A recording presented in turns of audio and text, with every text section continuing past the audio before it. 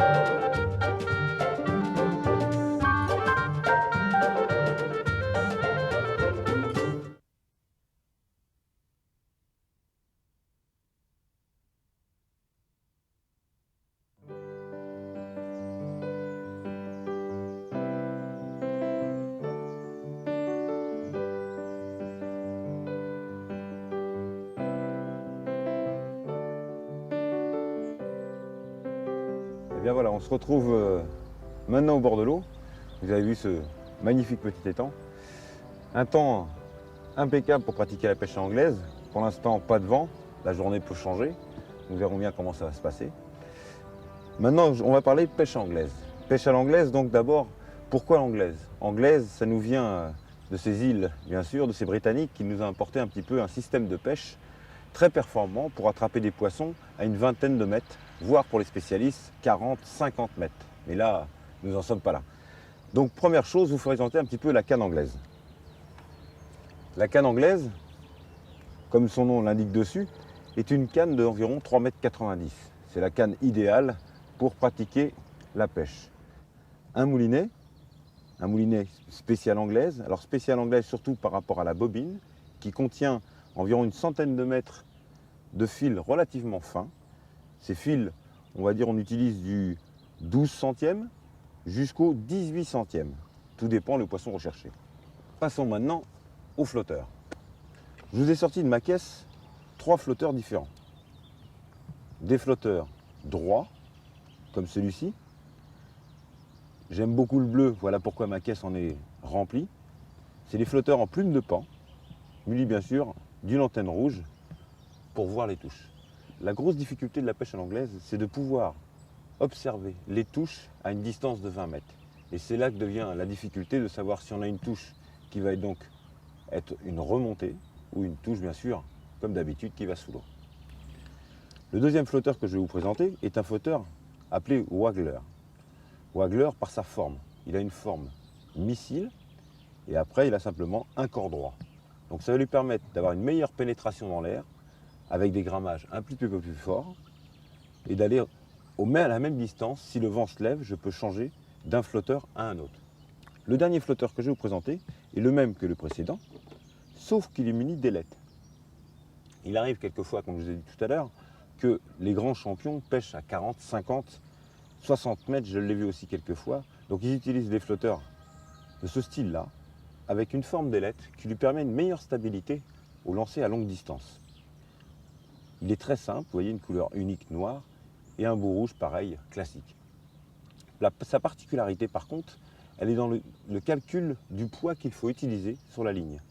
Un système de vis ici va nous permettre d'apercevoir 3 rondelles de grammage différents, de façon à mettre la ligne au poids que je veux, suivant la distance de pêche où je vais les lancer, ou suivant la profondeur.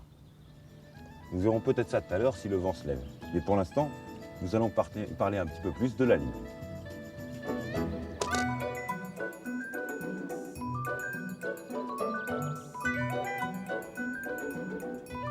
Nous allons donc placer le flotteur. Donc on va pouvoir utiliser deux procédés. Le premier procédé, il suffira simplement de coincer par deux plombs de chaque côté le flotteur pour qu'il se mette en position. La deuxième possibilité, et celle-ci était un peu plus dans la recherche des gens qui pratiquent la compétition, s'appelle l'attache Bachi, du nom de son inventeur.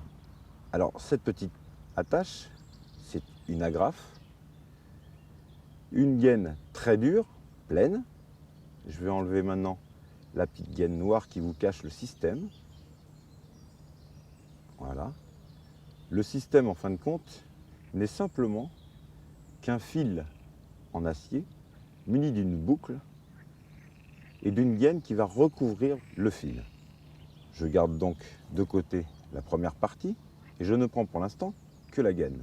Mon fil, je vais le plier en deux sans faire aucun nœud, comme ceci. Et là, je vais donc l'enfiler dans la gaine.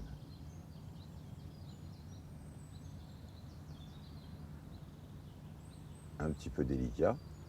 Voilà donc mon fil qui ressort. Je maintiens toujours cette petite boucle. Je vais prendre donc le deuxième élément, vous voyez, et je vais renfiler ma boucle de nylon dans la boucle de l'acier. Voilà. Il suffira juste maintenant de venir entourer la partie en plastique. Hop, ceci fait un système coulissant. Maintenant, pour coincer le fil, je remonte ma petite gaine noire et je viens envelopper et protéger tout mon système.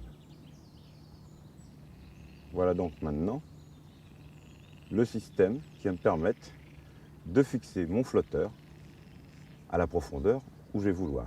La grafe me permettant, par rapport au premier montage, de changer de flotteur comme j'en ai envie pendant la partie de pêche.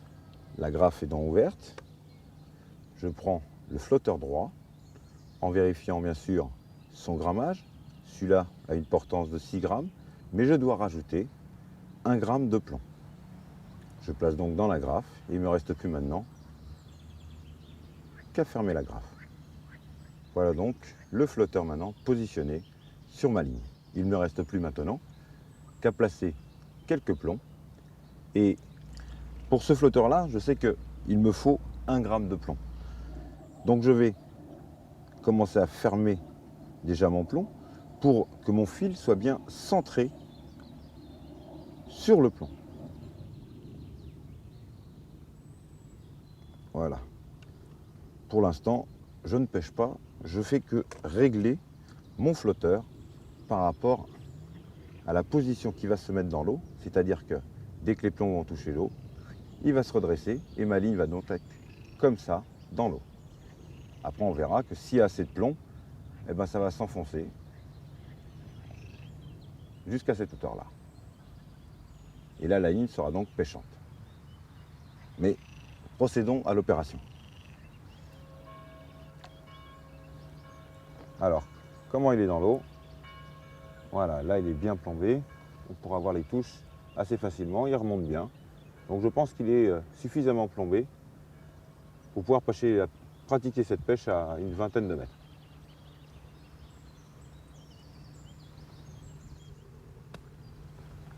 Pour sonder maintenant, très difficile pour certains pêcheurs de trouver le fond à une certaine distance du bord. Nous allons voir comment le flotteur réagit quand je mets les plombs près du flotteur, sa position normale. Une fois que j'aurai baissé les plombs, vous verrez en fin de compte comment le flotteur, là je descends 2 plombs, comment le flotteur va réagir dans l'eau. Il ne sera plus donc dans une position normale si ces 2 petits plombs touchent le fond. Voilà, après le lancer, donc j'attends que ma ligne se mette en place. Voilà, voilà. Oh, je vois juste mon flotteur. Mes 2 petits plombs n'ont pas l'air de toucher le fond. Alors je vais ramener la ligne et puis je vais monter mon flotteur pour voir et remonter le plus important des plombs sous mon flotteur tout le temps. Alors maintenant je vais relancer à la même distance pour voir si j'ai trouvé le fond. Ah, ça y est, je vois enfin plus haut que l'antenne. Comme on peut voir, vous voyez, il est complètement décollé du fond. Donc mes deux petits plombs touchent vraiment maintenant le fond. Donc maintenant, j'ai la profondeur. Alors, pour pouvoir pêcher à l'anglaise, bien sûr, c'est une pêche au cou. Nous allons donc amorcer avec une amorce très simple. Je ne me complique pas à mélanger quelques farines. J'ai juste été acheter 2 paquets d'appâts. Un spécial pour l'anglaise, qui a une granulométrie assez forte, et un pour le gardon, parce que ces petits étangs, il y a souvent beaucoup de gardons. Un petit arôme concentré caramel vanille. Ça, c'est la partie amorce. Je vais mélanger tout ça, mettre un petit peu de ce produit-là, mélanger tout ça avec de l'eau pour avoir une pâte, comme d'habitude, collante, pour pouvoir l'envoyer avec une fronde. L'anglaise, c'est avant tout un plaisir d'une pêche tranquille, où on prend son temps d'observer la nature et d'attraper les poissons. Donc avec un asticot rouge, on va voir un petit peu si les petits poissons sont arrivés. Je freine, hop, avec mon index, clac, 2 tours de manivelle, un petit coup sec pour noyer tout le fil entre ma canne et mon flotteur. Et maintenant, une boule d'amorce.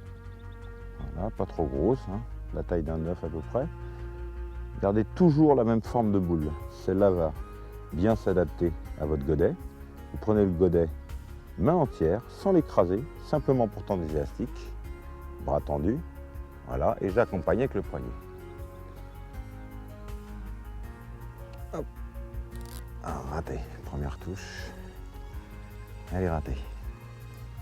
Pas être trop rapide sur le ferrage de touche.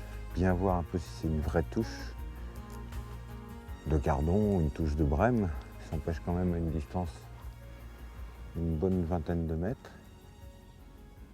À l'anglaise, on pêche à peu près tous les poissons qu'on pêche à la canne au cou, hein.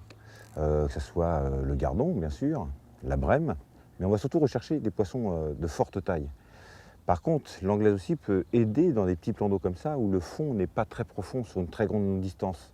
Imaginez qu'on a 20 mètres où il n'y a que 50 cm d'eau, avec une canne au cou, on ne peut pas y accéder. Tandis que grâce à cet avantage d'avoir un moulinet sur la canne, on peut quand même chercher une profondeur d'1 mètre, 1,50 m, ce qui est le cas sur le coup qu'on pêche aujourd'hui. La particularité de la pêche à l'anglaise aussi, c'est de pouvoir attraper des très très gros poissons. Il est vrai que là je pratique avec du matériel relativement léger, mais il existe des cannes beaucoup plus puissantes que celle-ci. Là on utilise des fils voire en 24 centièmes, et on utilise des micro-bouillettes, donc des toutes petites bouillettes, un petit peu comme le système de la pêche à la carpe, qu'on monte sur un cheveu, et on pêche les carpeaux de 2, 3, 4 kg, voire des 6 kg. Il arrive fréquemment que certains de mes confrères qui sont carpistes utilisent cette technique-là. Et il me faut voir un petit peu qu'à l'anglaise, on fait des très jolis poissons.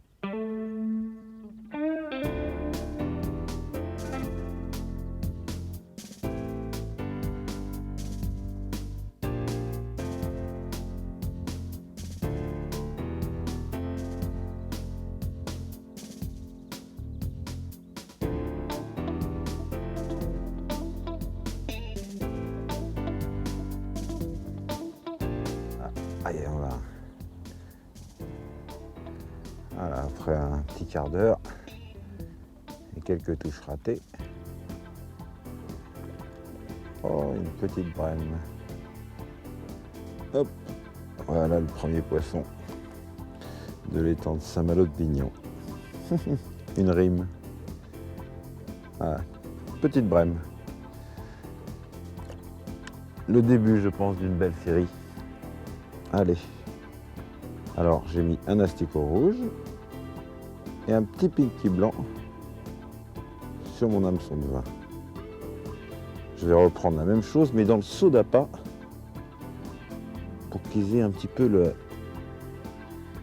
une différence dans l'eau.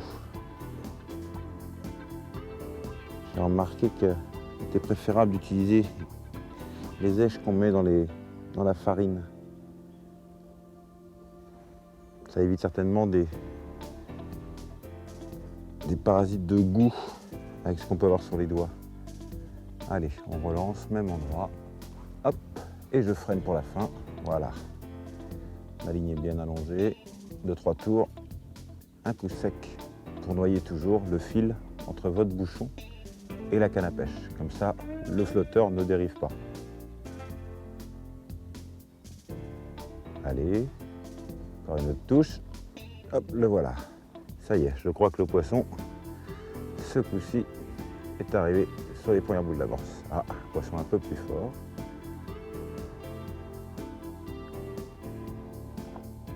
Ah. Un peu plus vivace. Ça ferait des jolis petits vifs à des petites hop là, des petites brèmes.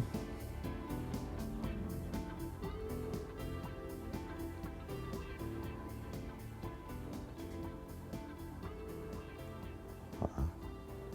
Petite brème, hop là. Alors, le lancer, un mouvement arrière, un mouvement avant, mon doigt sur la bobine, je freine, hop, et voilà. Ma ligne est bien tendue derrière, je mets dans l'eau et un petit coup sec.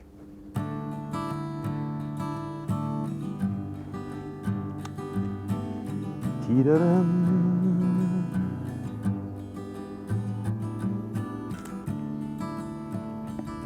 Alors, flotteur en place, hop là, une première touche. Allez, vas-y, hop, et voilà. Un autre petit poisson. Beaucoup de petits poissons. Un petit gardon. Hop. Alors, une petite chose que j'ai oublié de vous dire, c'est de changer souvent votre hameçon et votre bas de ligne. Il n'est pas rare de voir certains pêcheurs en cours de pêche, hop, sur toi, en cours de pêche se retrouver avec beaucoup de touches et après les touches décrocher ou casser. Il ne faut pas hésiter à changer votre bas de ligne, c'est-à-dire que la partie qui est en dessous les mérillons, je rappelle, avec l'hameçon, à le changer tous les 10 poissons, on va dire. Hein, en compétition, certains compétiteurs le changent tous les 3-4 poissons. La pointe de l'hameçon s'émousse sur les lèvres des brèmes ou des gardons. Et je vous conseille de changer régulièrement cette partie-là qui est quand même la plus fragile de la ligne. Hop, en place, voilà.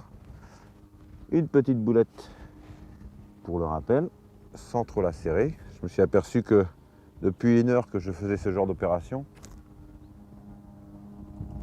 j'avais un meilleur résultat. Le poisson restait beaucoup plus régulièrement et j'avais les touches beaucoup plus serrées. Hop, et voilà notre poisson. Voilà, vraiment là maintenant, on perd plus de temps, c'est poisson sur poisson. C'est pas des gros, certes, mais c'est vraiment un petit plaisir au moulinet de faire des poissons avec des petits bas de ligne, des petits hameçons. C'est une pêche que j'aime particulièrement. Hop, et une petite brème. Hop.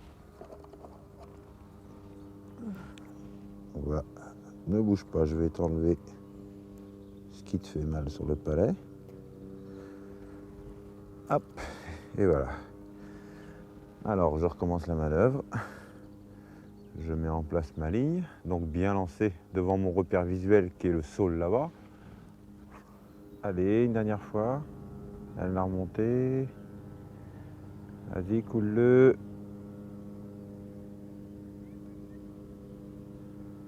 Hop, et voilà. Allez, viens vers moi. Voilà, t'es calmé.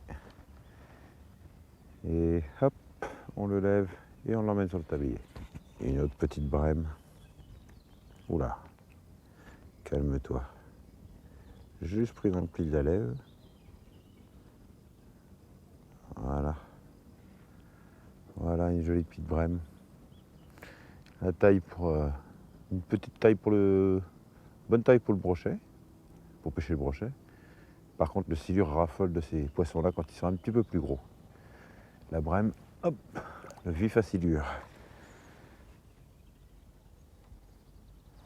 Je sais pas ce que j'ai attrapé, c'est lourd. J'ai l'impression que c'est un bout de bois. Même pas un bout de bois et une perche. Je devais avoir une branche sur mon cou. Et en ramenant cette petite perche qui est vraiment pas très grosse, Elle m'a entouré autour d'un bout de bois, une petite branche. Et je pensais que pourtant que c'était un beau poisson. Bon, on va d'abord libérer ce petit poisson. Ah, je préfère couper la ligne, de toute façon ce qui n'est pas de problème. Une petite perche rayée. C'est un prédateur qui peut atteindre aussi, sur des tailles records, 2 kg, voire 3 kg, hein, certains des temps. Allez, hop. Alors, ça va être le dernier de la journée. Fin de cette jolie petite partie de pêche. Je reviendrai certainement y venir pêcher quelques vifs pour la saison des carnassiers. Voilà. Hop. Faire une petite brème. Voilà. Donc maintenant, je vais placer la canne sur le côté et vous montrer un peu ce qu'on a pu ça nous fait 5 heures de pêche. Ce qu'on peut réaliser avec la pêche anglaise, même si c'est une technique que je conseille si vous avez des gros poissons dans votre étang, mais on peut aussi très bien attraper des petits poissons.